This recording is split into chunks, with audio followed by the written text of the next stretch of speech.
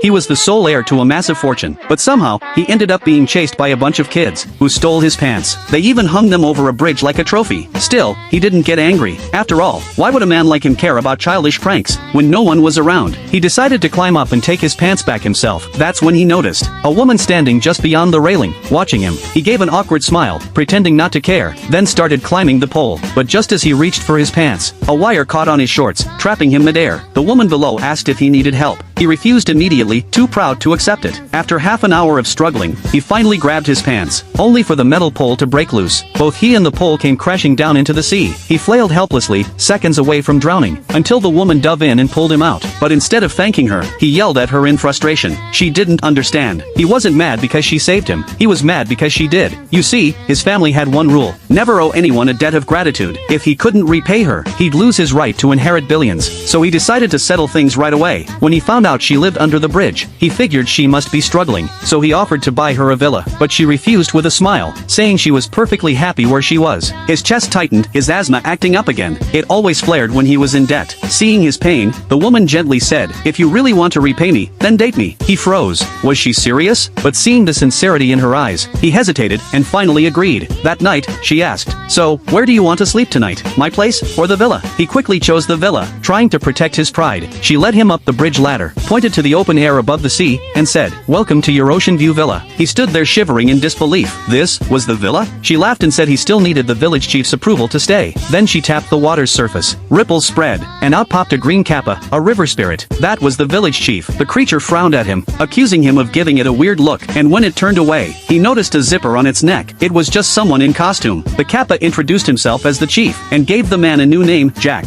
The woman's name, as he learned, was Jenny. With the chief's blessing, Jack and Jenny officially started living together. But that first night, Jack regretted his villa choice. The cold sea breeze kept him awake, and by morning he was half frozen. Shivering, he showed up at Jenny's door, angrily asking if she'd meant to kill him by giving him just one thin blanket. Jenny looked innocent and said, "That's the only one we have, and I let you use it." Realizing she'd sacrificed her own comfort, Jack's chest tightened again. Another debt owed. When she invited him inside, he noticed a soft, warm bed waiting for him. He sighed, regretting not staying here the night before. Seeing his expression, Jenny smiled and said softly, "A girlfriend's happiness is your happiness too, right?"